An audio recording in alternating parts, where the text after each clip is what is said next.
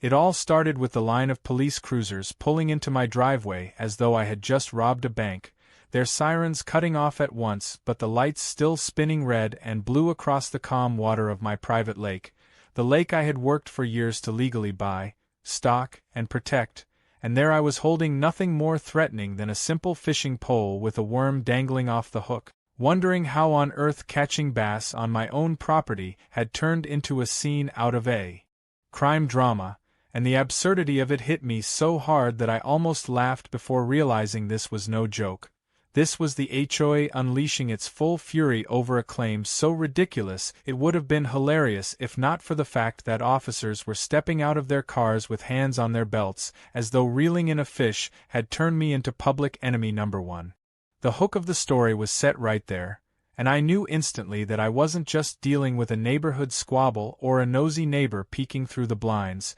This was something engineered by the HOA president herself, Karen, who stood on the gravel behind the police waving a stack of papers as if she were presenting evidence in a courtroom, her face twisted in triumph, and I realized this entire ambush was orchestrated not because I had broken any rule but because she had found a new way to control what was never hers to begin with.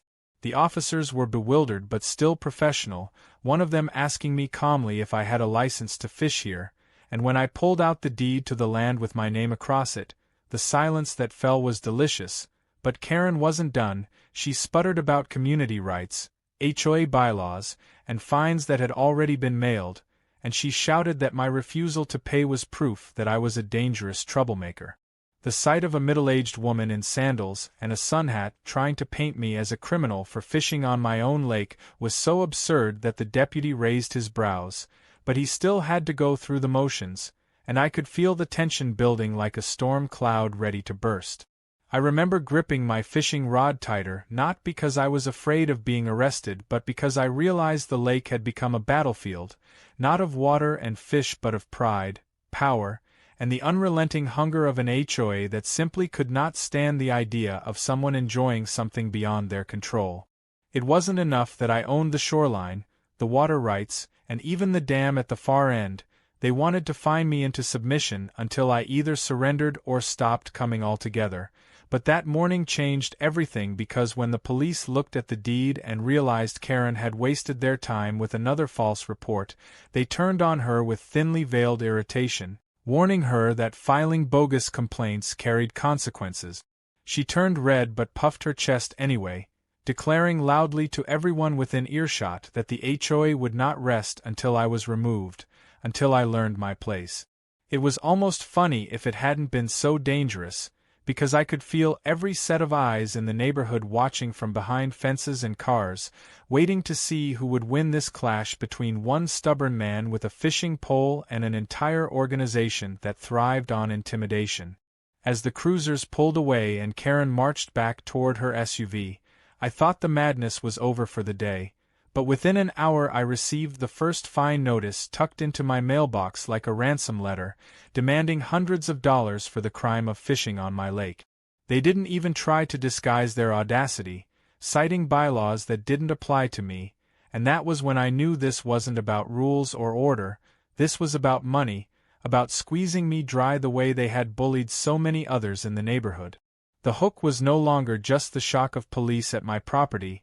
It was the realization that this HOA would stop at nothing, and for the first time I felt the anger surge inside me, not just for myself but for every neighbor who had been cowed into silence, every homeowner who had paid a fine they didn't deserve simply to avoid scenes like the one I had just endured.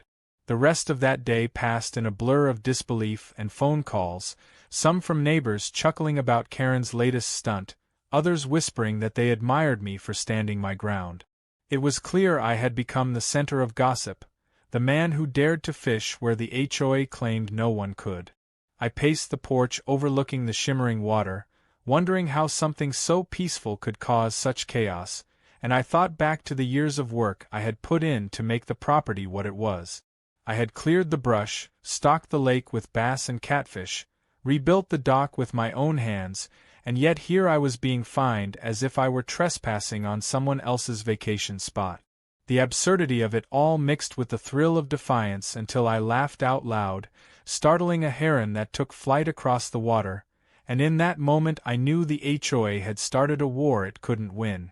That night I barely slept, replaying the scene with the police in my head, the look of smug satisfaction on Karen's face when she thought she had cornered me, and the delicious crack of her voice breaking when the officer confirmed I owned the lake outright. I thought of ways to push back, strategies to make it clear I would not be bullied, and I even drafted a few sarcastic signs in my head, ones that would sting the HOA right where it hurt in their pride. The fine notice sat on my kitchen table like a bad joke, and I left it there as a reminder that this fight was no longer optional. They had dragged me into their arena, and I was going to make sure they regretted it. By the following morning, my phone was buzzing with more calls and messages, some anonymous threats about how I would pay one way or another, others clumsy attempts to intimidate me into silence. It was almost laughable, the way they acted as if they owned the law, as if they could bend reality to match their bylaws. But I had something stronger than their rules. I had the truth, the deed, and an unwillingness to be cowed. I stood on my porch again, fishing rod in hand, daring them to try something else, and I swear I could feel their eyes burning holes through binoculars from across the neighborhood. The first chapter of this war had begun not with a quiet afternoon of fishing but with flashing lights, shouting, and the shocking absurdity of being treated like a criminal for enjoying what was mine, and though they thought they had humiliated me, they had only given me fuel. I wasn't just going to defend my rights, I was going to expose them, embarrass them, and ban them so completely from my lake that the very thought of fishing there would haunt their nightmares. This was no longer a matter of fines, this was a matter of pride, and I was ready to turn their own obsession against them in ways they could never predict. The fine notice should have been nothing more than a piece of paper to crumple up and throw away, but the way it sat on my table felt like a declaration of war, and I realized the HOA wasn't content with one dramatic stunt. They were going to escalate until they either forced me out or broke me financially. I decided to attend their so-called community meeting scheduled for the following evening because I knew if I didn't show up, Karen would twist my absence into proof that I was guilty, weak, or scared, and I wasn't about to give her that satisfaction. I walked into the recreation hall where they held their gatherings and the air was thick with tension. Neighbors crowded into folding chairs, some curious, some already whispering as if they had been waiting all week to see what explosion Karen had planned this time. At the front of the room Karen stood beside a whiteboard covered in scrawled notes and dollar amounts, her eyes lighting up when she spotted me in the back, like a predator who had just seen its prey walk willingly into the trap. She tapped the microphone with a smug grin and announced loudly that this meeting would address the problem of non-compliant residents, pausing dramatically as if waiting for gasps, then locking her gaze on me as she declared that fishing on the lake was an egregious violation of community trust and punishable by fines, suspensions, and possible removal. The absurdity of it all struck me again, but I stayed silent and let her ramble on about community values and her invented rules, knowing the time to speak would come soon enough. She waved around a packet of papers like a priest holding scripture, citing sections of the HOA handbook that never once mentioned private property owners with exclusive rights, carefully skipping the pages that clearly defined the boundaries which left my lake entirely in my possession. A few people nodded along, the die-hard loyalists who would follow Karen into battle even if she told them the sky was green, but others shifted uncomfortably, clearly aware that something was off. One neighbor even whispered, asking why she was talking about fines for fishing when the bylaws only mentioned communal amenities, not privately owned ones. Karen ignored him and pressed on, announcing that I had already been fined and that, if I failed to comply, further action would be taken. The smugness in her tone was unbearable, like a teacher scolding a student in front of the class, and I felt the heat rise in my chest, but I forced myself to stay calm, because the best way to defeat arrogance is with undeniable truth. When she finally opened the floor for comments, I stood, and the room grew quieter than I expected, eyes darting between me and Karen, waiting for the inevitable clash.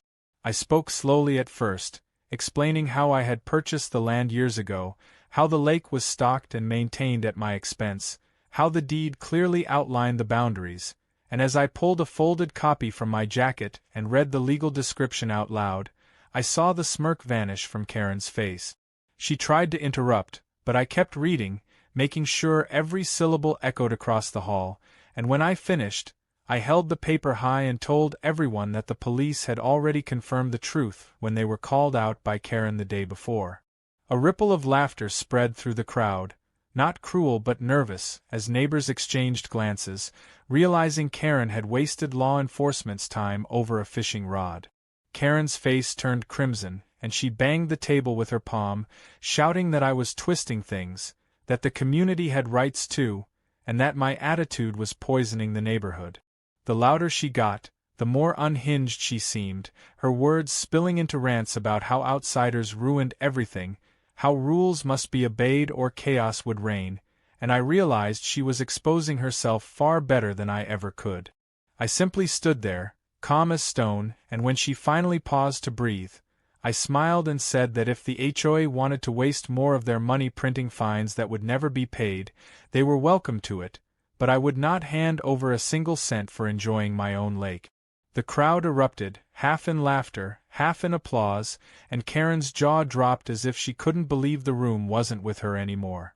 That meeting became the turning point, because word spread fast that the HOA president had been humiliated in front of her own flock. By the next morning, I overheard neighbors at the market joking about whether fishing rods were now contraband, and someone even teased that maybe we needed Karen's permission to breathe.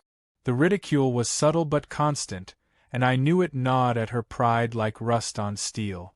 She doubled down in response, plastering notices on mailboxes, calling emergency sessions, even sending mass emails about the danger of setting a bad example, but the more she pushed, the more ridiculous she looked, and for the first time the community began to question her leadership. It was no longer about me versus her, it was about whether she had the right to invent rules whenever she pleased, and that seed of doubt was more dangerous to her than anything else. Yet behind the laughter there was still an undercurrent of fear, because everyone knew Karen was the kind of person who wouldn't back down no matter how foolish she looked. She had a talent for twisting narratives, for making the simplest situation sound like a crisis, and I could feel her plotting something bigger. I caught her car parked across from my driveway late one evening, her headlights off as if she were spying, and though I pretended not to notice, it told me she wasn't just angry, she was obsessed. It became clear that she didn't simply want me to stop fishing, she wanted to prove that no one could defy her authority and get away with it. That obsession made her dangerous, because people like Karen thrive on escalation, and I knew the next move would be even wilder than sending the police after me. In the meantime, I leaned into humor as my weapon, placing a handmade sign at the edge of my property that read "Fishing strictly permitted, violators will be rewarded with grilled catfish and lemonade," and the neighbors loved it, snapping photos and sharing them around until it became a running joke. Karen ripped the sign down within hours, of course, but I put up another the next day, this time even bigger, and by then everyone knew I was mocking her attempts at control. It was satisfying but also risky, because with every act of defiance, her humiliation deepened, and humiliation has a way of breeding vengeance. I could see it in her eyes the next time we crossed paths, the way she glared at me like a cornered animal, and I braced myself for whatever she would try next. The second chapter of this conflict wasn't about police or paperwork, it was about public perception, about exposing the absurdity of her campaign and showing the community that I wasn't afraid to stand my ground. By humiliating her at her own meeting, I had turned the tide of opinion, but it also painted a target on my back, because Karen had tasted defeat and that was something she could never swallow. As I watched her storm around the neighborhood, clutching clipboards and muttering into her phone, I realized the fight was only just beginning, and though I had won this round, the war for the lake was far from over. I knew the situation had gone from ridiculous to dangerous when I started hearing whispers about why Karen and the HOA cared so much about my lake in the first place, because no matter how much she ranted about rules and community trust, none of it explained the obsession, the constant fines, or the lengths she went to in order to embarrass me. A couple of neighbors approached me quietly, almost nervously, and told me they had paid strange fees over the past year, charges for access to amenities that didn't exist, line items like lake use permits and fishing club dues, things that made no sense because the HOA didn't own the lake and had no authority to sell those rights. The more I listened, the clearer it became that Karen had been running a side operation under the HOA's name, charging gullible residents for so-called lake privileges and pocketing the cash, which explained why she was so desperate to control me and keep me from fishing. If the truth came out, the entire scheme would collapse, and she would not only lose her throne but possibly face real consequences, which made her crusade against me less about pride and more about survival. The realization made my blood boil because it wasn't just about me anymore, it was about every neighbor who had been tricked, every family who had handed over money believing they were following rules when in reality they were feeding Karen's personal piggy bank. Suddenly the fines she threw at me looked less like petty harassment and more like the last-ditch attempt of a con artist trying to keep her scam alive. I decided to investigate further, not through confrontations but quietly, gathering what information I could. I started by checking public HOA financial statements, the kind they're required to release each year, and while the numbers looked polished, there were odd gaps, vague entries for maintenance and recreational expenses that didn't line up with anything tangible. I asked around about these so-called projects, but nobody could point to a new dock, a clean trail, or a repaired bench. Instead, they just shrugged and said Karen handled all the details. The more I dug, the clearer the picture became, and it wasn't pretty. One evening, an older neighbor named Jim stopped by, someone who had lived in the community longer than most and who usually kept to himself. But that night he leaned against my porch railing and told me straight out that Karen had approached him 2 years ago demanding he pay a fee for fishing rights.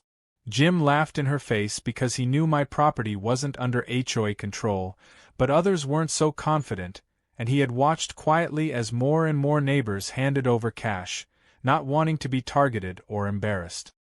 He admitted he had stayed silent because he didn't want the headache, but seeing me stand up to her inspired him to finally talk.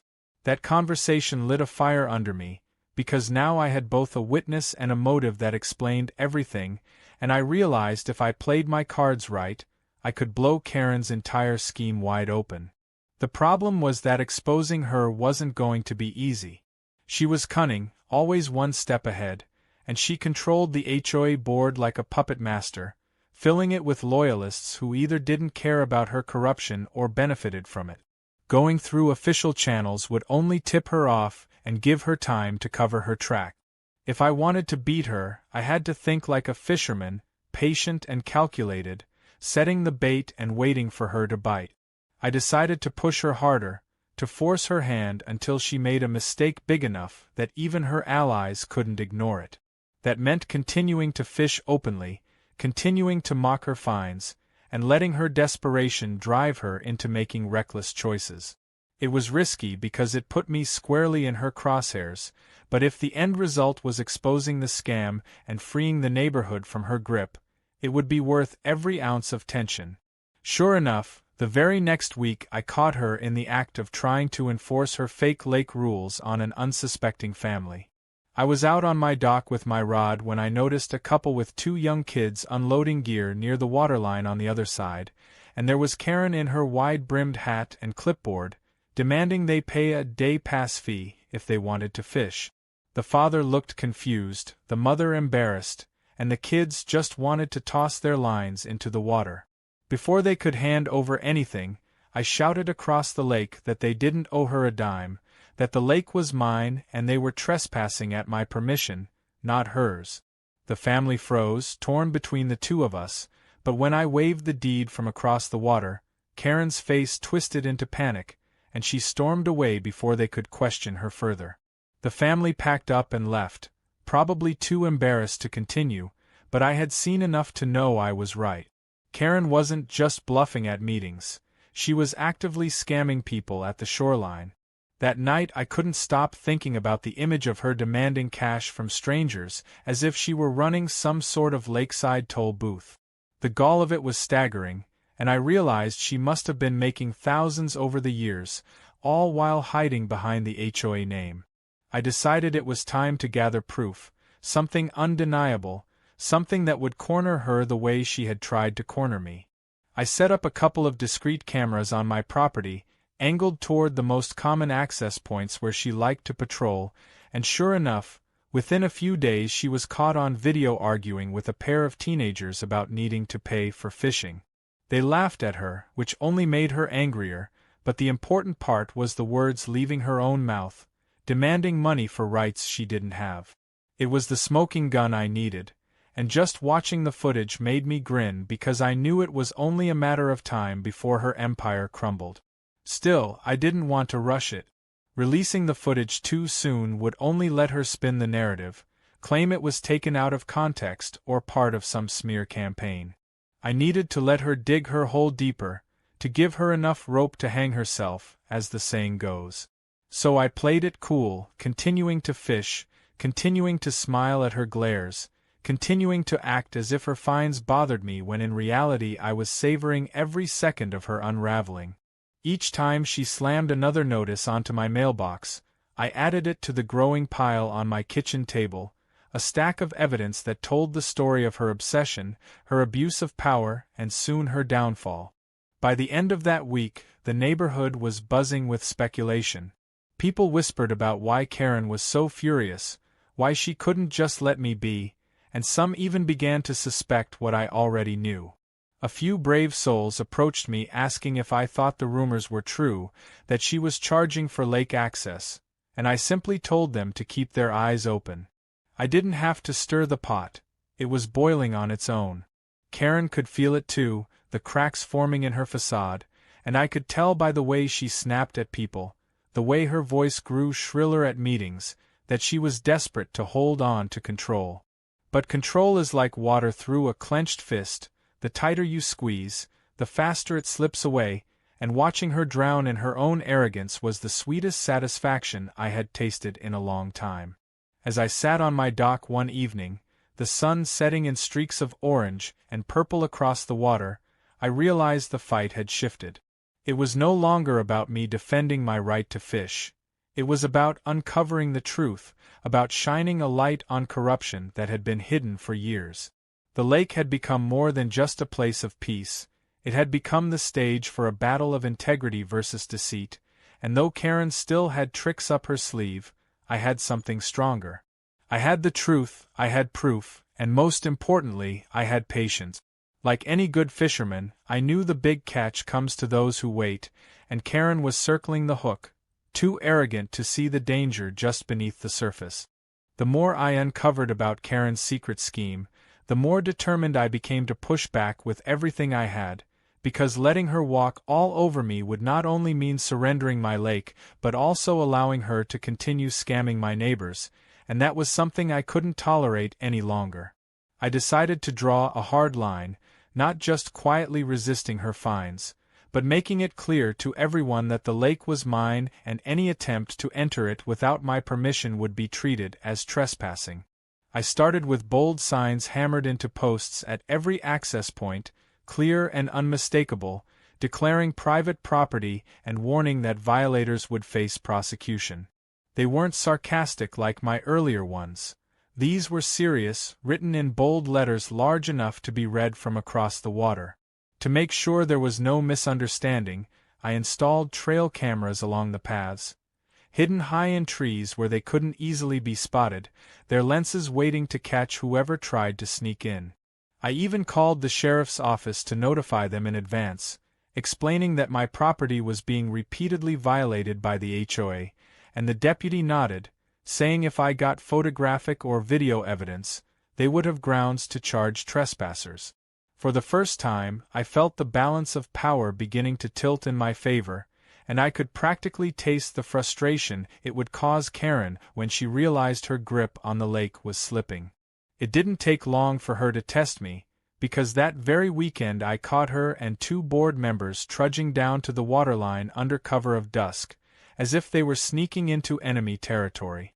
They carried folding chairs and a cooler, laughing like teenagers who thought they were above the rules, and I sat quietly on my porch, watching through binoculars as they cast lines into my lake, pretending as if it belonged to them. My cameras caught every second, their faces illuminated by lantern light, their voices carrying across the still water as they mocked me, calling me paranoid and claiming no one would ever take their fun away. I wanted to march down there and throw them out on the spot, but I forced myself to wait, because the recordings were more powerful than any angry confrontation could ever be. I let them drink, laugh, and eventually stumble away, leaving trash scattered along the bank, and when I reviewed the footage later that night, I nearly laughed out loud at how damning it was. They weren't just trespassing, they were doing it boldly, openly, and the evidence would be impossible for them to deny. But I wasn't satisfied with simply catching them once. I wanted to make them squirm, to remind them every time they looked at the lake that it wasn't theirs, and so the next morning I erected a heavy chain across the most commonly used path, locked at both ends with bright reflective signs warning of prosecution. Karen showed up in broad daylight this time, fuming like a volcano ready to blow, demanding I remove the chain immediately. She screamed about access rights and community enjoyment, her face growing redder with every word, but I stayed calm, standing firm with the key dangling from my belt as I told her point blank that this was my land, my lake, and no amount of yelling would change that. She threatened to fine me again, raising her clipboard as if it were a weapon, and I smiled, reminding her that fines from an organization with no authority over my property were nothing but paper, useless as leaves scattered in the wind. Neighbors gathered to watch, whispering from porches, and I could feel their amusement at her desperation. The more she ranted, the more foolish she looked, and when she finally realized I wasn't going to back down, she stomped off in a rage, shouting that she would take me to court. I knew that threat was empty for now, but I also knew she wouldn't stop. People like Karen can't accept defeat, they have to escalate, and sure enough, a few nights later my cameras captured something even more brazen. A group of HOA members, emboldened by her, tried sneaking boats onto the lake, their laughter echoing as they paddled out into the moonlight. At first I thought they were simply defiant, but then I realized they were trying to prove a point, as if by being on the water they could establish some sort of dominance. I let them drift around for a while before stepping out on my dock with a spotlight and blasting them with the beam. They froze, caught like raccoons in a trash can, and I shouted across the water that they were trespassing, that I had everything recorded, and that the sheriff would be delighted to see the footage. The panic that swept over them was glorious, 2 of them fumbling their oars, nearly tipping their boat in their rush to escape, while another cursed Karen for dragging them into it. When they scrambled back to shore and bolted like kids caught stealing candy, I knew the message was beginning to sink in, but I also knew Karen would never admit defeat so easily.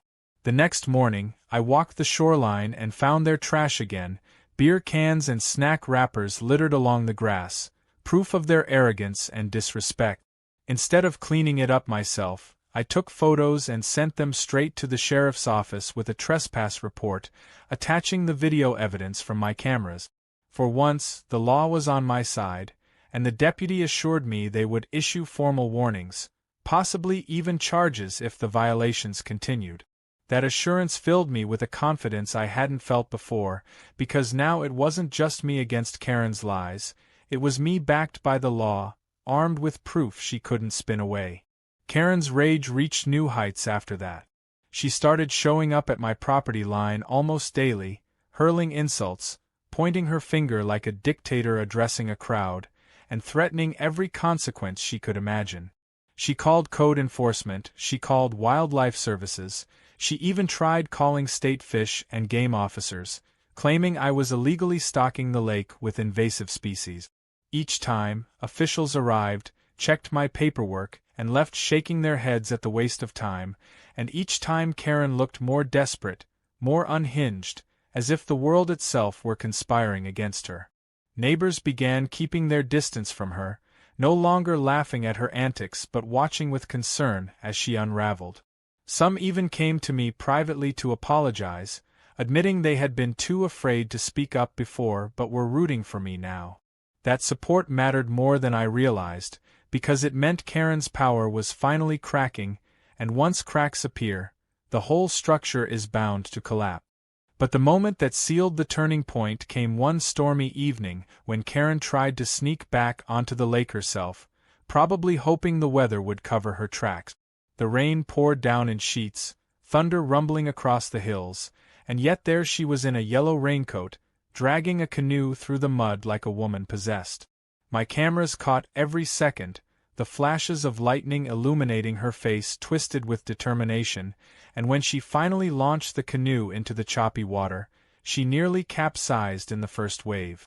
I stood on the dock watching, torn between laughter and disbelief, as she paddled furiously into the middle of the lake, screaming at the storm as though defying the heavens themselves. When the wind nearly flipped her boat, I couldn't hold back any more and shouted across the water that she had truly lost her mind, that she was risking her life over a lake that didn't belong to her. The absurdity of it all was so stark, so ridiculous, that even in the midst of the storm I laughed until my sides hurt, because nothing I could have done would humiliate her more than her own obsession dragging her into the role of a fool. When she finally scrambled back to shore, drenched and defeated, I knew something inside her had broken. She still had fight left, of course, but the image of her flailing in the rain would live in the minds of the neighbors forever, and no amount of fines or threats could erase it. I had drawn the line, fortified it with evidence, and forced her into mistakes she could never undo. The lake was no longer her stage of control. It was my fortress, and every attempt she made to breach it only strengthened my claim. The war was far from over, but as I stood there watching the storm fade into a calm night, I realized the tide had turned. Karen was losing ground, losing face, and soon enough she would lose everything else she had built on lies and intimidation. I thought the stormy night with Karen paddling a canoe into the darkness had marked the peak of her madness, but I underestimated just how far she would go once humiliation set in and desperation replaced reason. By the next week, new faces began showing up at my gate, not curious neighbors or harmless gawkers but men in uniforms, state wildlife officers and fish and game agents carrying clipboards and stern expressions, announcing that they had received multiple complaints about illegal activity on my lake. At first I almost laughed, because I knew exactly who had called them, but then I realized the seriousness of the situation when they began rattling off accusations of overfishing, introducing invasive species, and even harming endangered wildlife. It was Karen's most ambitious lie yet, one designed to bypass local law enforcement and drag me into state-level trouble, and for a moment I felt the weight of the fight pressing on me harder than ever before. Still, I invited them onto my property, led them to the lake, and handed over every piece of paperwork I had meticulously kept over the years. They inspected the water, checked the stocking records, and even measured oxygen levels, and in the end they could find nothing wrong. Their lead officer shook his head and muttered something about wasting time, and though he didn't name her, I knew he had dealt with the likes of Karen before. The agents left with no citations, but the encounter left me rattled, because I could see her strategy now. Bury me under an avalanche of complaints until I either drowned in the bureaucracy or gave up. I decided if she wanted a battle of persistence, I would give her one. I doubled down on maintaining the lake, documenting every improvement, every fish stocked, every trail cleared, snapping photos with timestamps and filing them into neat folders in case I needed them later. I even invited one of the wildlife officers back out on my own terms to take a tour, letting him see the effort I put into preserving the place, and he left impressed, saying he'd put in a note that future complaints about me should be taken with caution. That felt like a victory, but it was short-lived, because the very next week Karen tried again, this time calling state environmental regulators claiming I had built illegal structures on protected wetlands. A pair of inspectors arrived, grim-faced and ready to lecture, until I showed them the permits for every dock post and retaining wall, stamped and signed years ago. Once again they left empty-handed, clearly annoyed at being dragged into the circus, and I could imagine Karen watching from behind her blinds, fuming that her efforts had failed yet again. Her determination to escalate only grew, and soon she turned to more underhanded methods. One morning I discovered bright orange stickers slapped onto my mailbox and front gate, fake notices that looked official at first glance, warning of violations and pending penalties. For a brief second my heart dropped, until I realized the logos were slightly off, the wording clumsy, and the signatures non-existent. It was a cheap forgery, but it told me Karen was willing to break laws herself if it meant making my life harder. I tore the stickers down and held them in my hands, marveling at how far she had sunk, and I decided to keep them as evidence, adding them to the ever-growing pile on my kitchen table. By then the stack of false fines, bogus notices, and photographs of trespassers had grown into a mountain, a physical representation of her obsession, and I knew sooner or later that mountain would come crashing down on her. The neighborhood, meanwhile, had grown divided. Some were entertained by the drama, watching from porches with popcorn as if it were a live soap opera, while others grew uneasy, whispering about how Karen's vendetta was attracting too much attention from authorities and damaging the community's reputation. A few even approached me quietly, asking if I planned to sue her, and though I didn't say it out loud, the thought had been growing in my mind like a seed waiting to sprout. For now I wanted her to keep digging, because each new stunt made her look worse, and every visit from an authority that left empty-handed chipped away at her credibility. It was like watching a gambler on a losing streak, doubling down again and again, blind to the fact that her downfall was inevitable. The breaking point came on a Saturday afternoon when the HOA organized what they called a community lake day. I had heard rumors of it during the week, neighbors mentioning flyers passed around that promised fishing tournaments, boat rides, and even a barbecue, all supposedly included as part of HOA dues. I knew instantly that it was another of Karen's scams, because there was no way she had legal permission to host an event on my property, and I waited anxiously to see how far she would go. Sure enough, by noon dozens of people were marching down the paths toward my lake, carrying coolers, fishing rods, and picnic baskets, laughing as if they were headed to a carnival. At the front of the parade was Karen, clipboard in hand, shouting instructions and assigning tasks, her voice booming with false authority. For a moment I was stunned by the audacity of it all, an entire mob trespassing onto my land as if it were their birthright, but then the anger surged through me like fire. I walked down to the dock and stood tall as the crowd spilled onto the grass, their voices fading when they realized I was there. The air grew thick with tension as I raised my hand and called for silence, and when the chatter died down, I spoke loudly and clearly so no one could claim they hadn't heard. I told them this lake was private property, that I had never given permission for this event, and that every single person standing there was trespassing. A ripple of shock spread through the crowd, some people looking at Karen in confusion, others muttering nervously. Karen tried to cut me off, yelling that the HOA had rights, that their dues entitled them to enjoy the water, but I pulled out the deed and waved it high, the official stamp glinting in the sunlight. I declared in front of everyone that this document proved my ownership, that the sheriff had already confirmed it, and that anyone who stayed after this moment would be recorded, reported, and possibly sued. The silence that followed was deafening, broken only by the sound of a few embarrassed coughs. Then, as if to twist the knife, I pulled out a stack of papers of my own, legal notices drafted with the help of a friend who was an attorney, declaring that the HOA and its members were officially banned from entering my lake. I handed them out to a few stunned individuals near the front, watching as they passed them back through the crowd, and the panic grew with each page that changed hands. Parents began gathering their kids, muttering apologies as they shuffled away, while others turned on Karen, demanding to know why she had lied to them. She shouted frantically, insisting I was bluffing, but no one seemed to believe her anymore, and within minutes the crowd was dispersing, their once festive mood shattered. Karen stood alone at the water's edge, trembling with rage, her hands clutching the useless clipboard like it could somehow shield her from reality. I stood there until the last person left, the lake calm once more, and then I turned to Karen and told her plainly that this was the end of her game. She could send all the fines she wanted, call all the agencies she pleased, but the truth had finally caught up with her, and the neighborhood had seen it for themselves. She sputtered, her face pale with fury, but no words came out, and eventually she stormed off, her shoulders slumped like a general retreating after a crushing defeat. I knew she would try something else. People like Karen never surrender gracefully, but that day marked the shift I had been waiting for. The community no longer trusted her, the authorities no longer believed her, and the evidence against her had grown into an unstoppable force.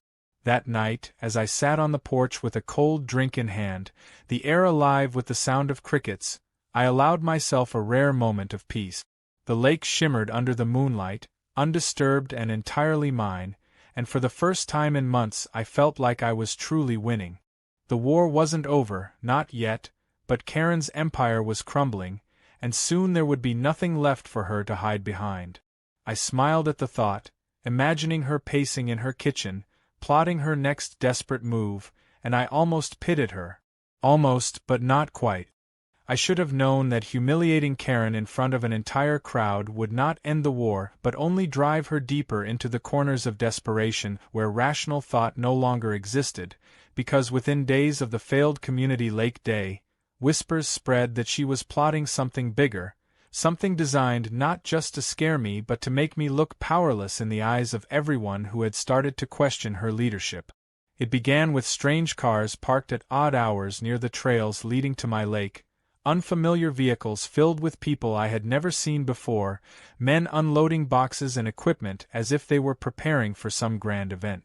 At first I thought they were contractors or perhaps surveyors, but when I walked closer, I saw HOA board members with clipboards waving them along, guiding them straight to my shoreline as though it was their property to manage. My blood boiled as I realized what was happening, and when I confronted one of the workers he told me casually that they had been hired to set up tents, grills, and even a stage for a larger event the following weekend.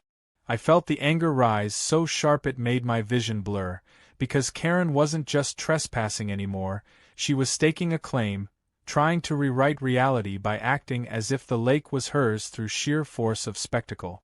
I knew immediately that this was her endgame, the reckless gambit she believed would either crush me or rally the neighborhood back to her side, because once she had 50 or 100 people on my land celebrating as though it belonged to them, she would spin it into proof that the lake was communal, no matter what the deed said. I refused to let her pull that off, so I called the sheriff's office again, handed over the mountain of evidence I had collected, and told them flat out that the HOA was planning a large-scale trespassing event. The deputy listened carefully, his face hardening as he flipped through photos of Karen's bogus fines, videos of her patrolling the shoreline demanding money, and the latest shots of strangers hauling equipment onto my land. He told me they would be ready, and for the first time I felt real confidence that the law wasn't just humoring me but preparing to back me in a way that Karen would never see coming. The week dragged on with tension thick in the air, neighbors whispering about the so-called Lake Festival Karen had announced through mass emails and flyers, boasting that it would be the grandest event in the community's history. I could see the unease on their faces, many of them clearly unsure if it was real or legal, but too afraid to challenge her outright. I stayed quiet, letting the trap set itself, because I knew once the day arrived, everything she had built would collapse under the weight of her arrogance. I reinforced my signs, checked my cameras, and even hired a security guard to patrol the paths, a quiet older man with a sharp eye and a steady hand, not there to start fights but to witness and record whatever insanity unfolded. When the weekend finally came, the spectacle was everything I had expected and more. Cars lined the roads for half a mile, people streaming toward the lake with coolers, inflatable rafts, fishing gear, and children running ahead with excitement. Music blared from speakers as workers finished erecting the stage, and smoke from grills drifted into the air, the scene so surreal I almost laughed because it looked like a county fair had been dropped onto my backyard without permission. At the center of it all stood Karen, draped in a bright blazer despite the heat, her voice booming into a microphone as she welcomed everyone to their Lake Day, proclaiming it proof of the HOA's strength and unity. The crowd cheered, some genuinely caught up in the performance, others clearly hesitant but swept along by the noise. I stepped onto my dock, holding my camera high, and began filming the entire scene, my presence alone enough to send a ripple of discomfort through the crowd. Karen locked eyes with me from across the water, her smile twisting into a sneer, and I could see the fury in her eyes, daring me to try and stop her. I didn't have to wait long. Moments later the sound of sirens cut through the air, 3 sheriff's cruisers pulling up alongside the parked cars, their lights flashing as deputies stepped out with steady authority. The music cut off mid-beat, conversations faltered, and all eyes turned to the officers striding toward the stage. Karen's voice cracked as she tried to keep speaking, insisting the event was sanctioned, but the lead deputy raised his hand and told her flatly that the gathering was unauthorized and illegal, that the land was private property, and she had no right to hold events there. The silence that followed was like a tidal wave crashing, the crowd frozen in disbelief as the deputies announced that anyone who remained would be considered trespassing. Parents grabbed their children, groups folded up chairs, and the once jubilant festival dissolved into chaos as people hurried back toward their cars, murmuring apologies and casting angry looks at Karen for dragging them into the mess. Karen's face turned pale, then red, then pale again as the deputy told her she was being formally cited for trespassing and unlawful assembly, the words echoing across the lake like a gavel striking. She stammered, trying to wave her clipboard as if it held magical authority, but the deputy confiscated it and handed her a citation slip instead.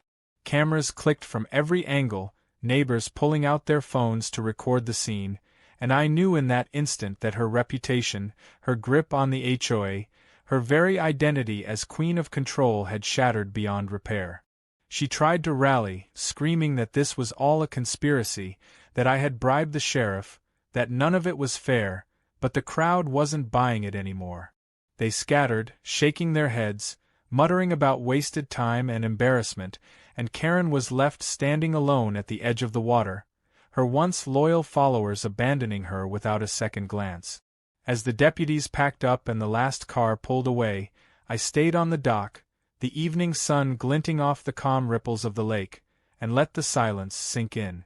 For the first time since this nightmare began, I felt the weight lift from my shoulders, the sweet taste of vindication filling the air like the scent of rain after a storm.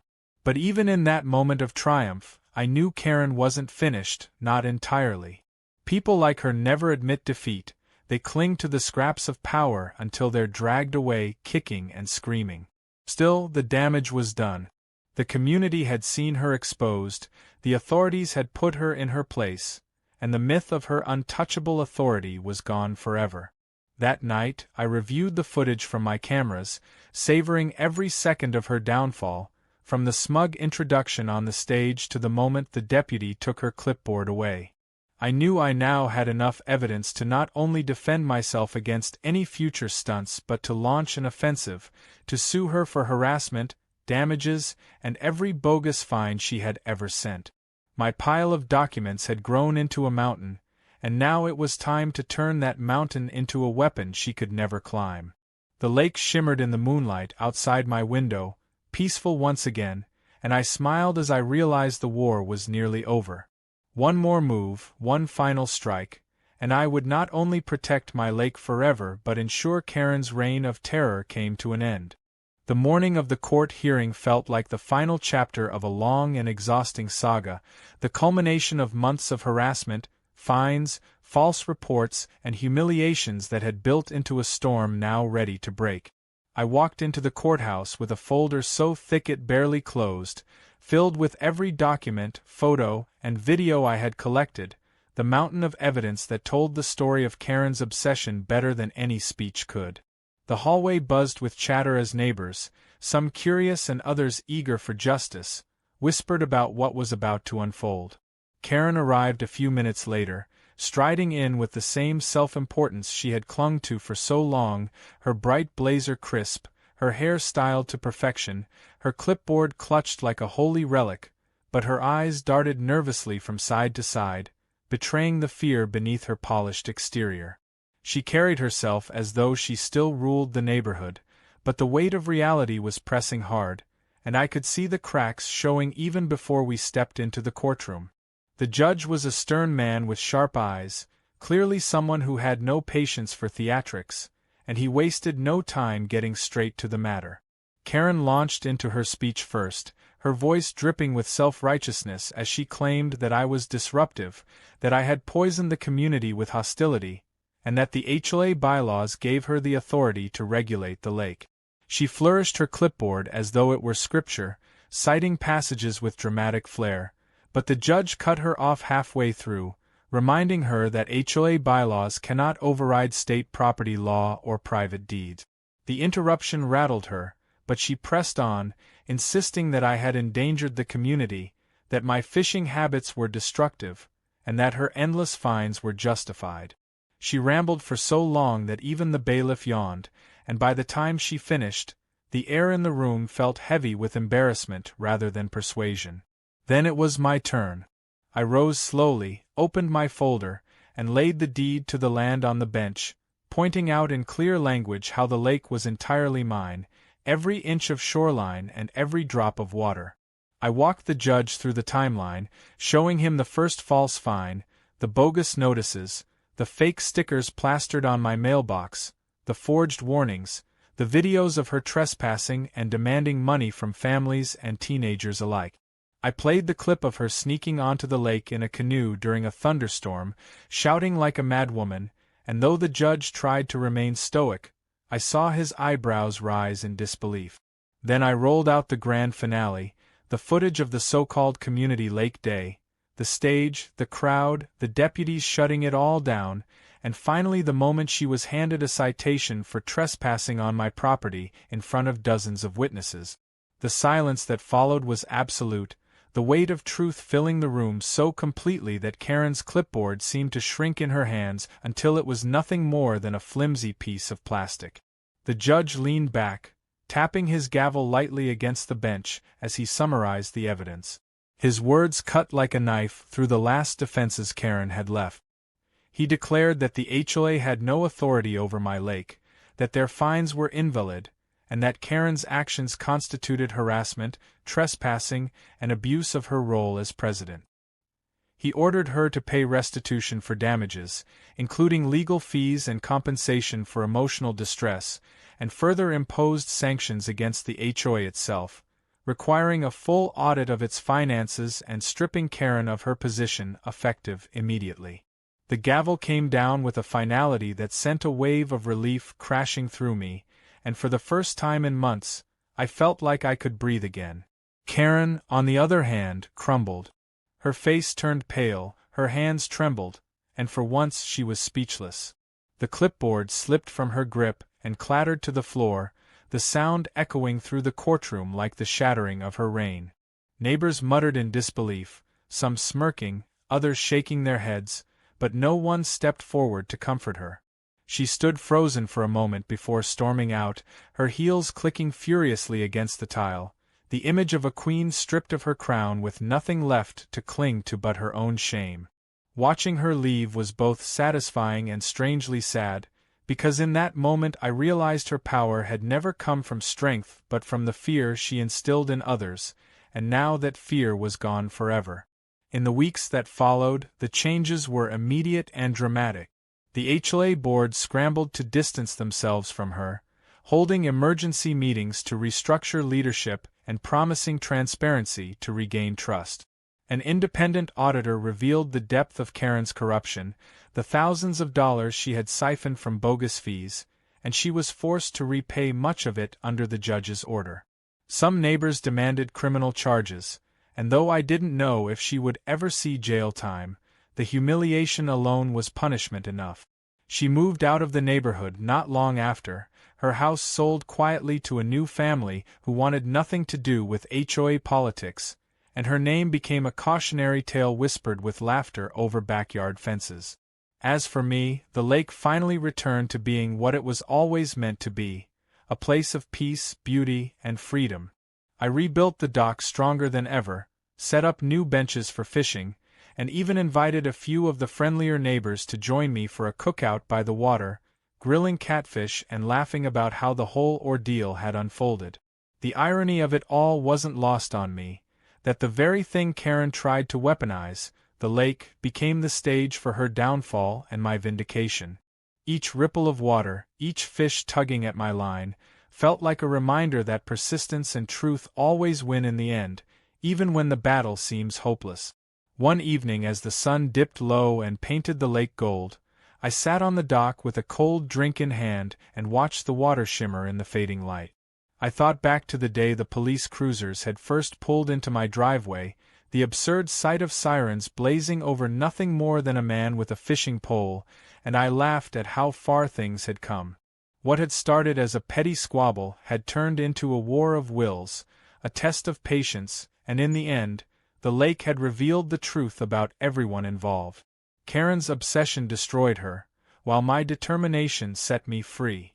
It was poetic in a way, the water reflecting not just the sky but the lesson that no matter how dark things get, calm always returns after the storm. The final touch came when I installed a new gate at the main trailhead, a sturdy iron arch with a bold sign hanging from it. The words were simple but perfect, declaring the lake private property and welcoming guests only by invitation. Beneath it, in smaller letters, I added one last line that made me grin every time I passed. Trespassers will be banned forever. It was both a warning and a joke, a nod to the battle that had been fought and won. The neighbors loved it, many of them stopping to snap photos and share them online, turning the sign into a local legend. Some even suggested I frame one of Karen's old finds and hang it beside the gate as a trophy, and though I never did, the thought still made me chuckle. Life finally settled into the rhythm I had always wanted, mornings spent fishing in peace, afternoons maintaining the trails, evenings watching the sun sink over the water. The lake was mine in every sense, not just by law but by triumph, and the shadow of Karen's reign faded like a bad dream with each passing day.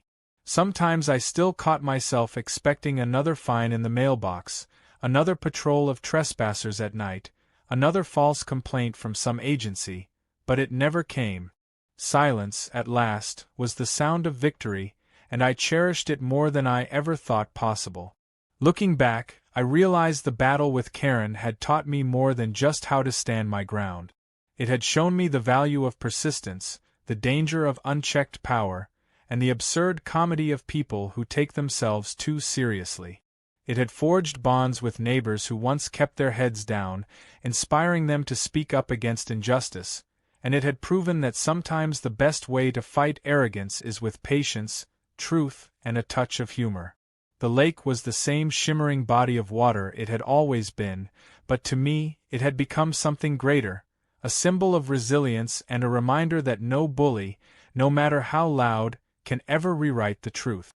And so, as the days stretched into weeks and the weeks into months, I fished, I laughed, I lived, and I carried with me the satisfaction of knowing that the HOA had tried to hit me with fines for fishing my own lake, and I had responded in the only way that truly mattered.